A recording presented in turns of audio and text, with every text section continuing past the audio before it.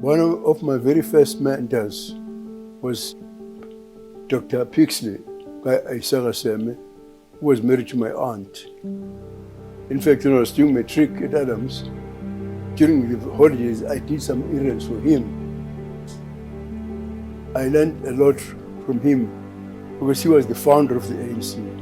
He's the man who asked other leaders to go to Bloemfontein in 1912 to found the African National Congress.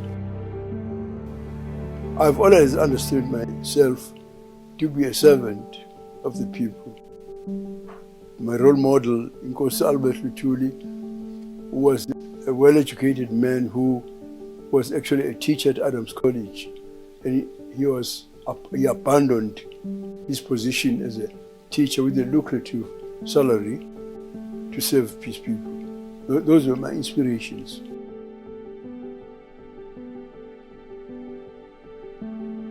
My other leadership level, I'm a hereditary leader of a clan, Buthelezi clan, which I had no choice about. In fact, at one time in the 50s, after completing my degree, I wanted to serve articles to qualify as an attorney. And it was the leaders of the ANC who said that it would be more in the interest of our struggle, because I was a member of the ANC Youth League, it would be in the interest of our struggle if I went and served people in that capacity.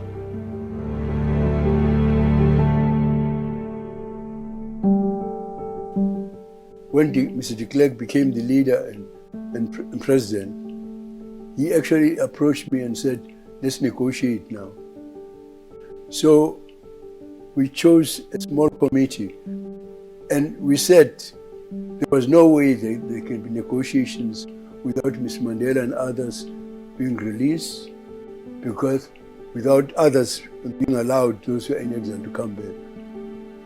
So, in fact, if it's recorded in Hansard that at the time, I don't know if you remember, I don't know how young you were then, they actually recorded that when Mr. de Klerk announced the release, I'm the only person he mentioned as having helped him to get to the decision. Right.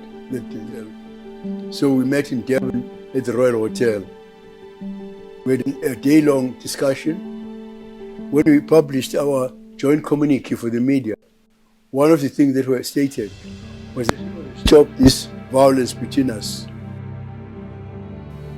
You decided recently to go public with the HIV/AIDS status of your son and daughter.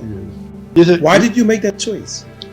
Well, I did that because I thought I was responsible.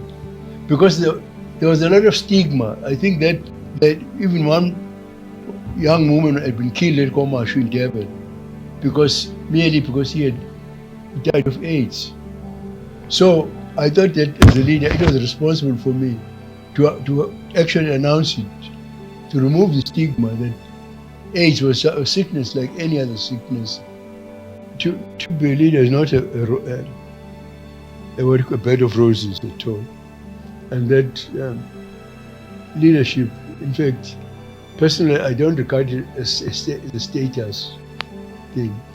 And that, in fact, if one is a leader, one must understand clearly and accept that one is a servant of the people, that you are serving, and that you are privileged to serve people, to be the servant. I would say that is the greatest thing, pleasure I've had, or delight, or content, is having had this opportunity to serve South African people for the length of time that I've served them.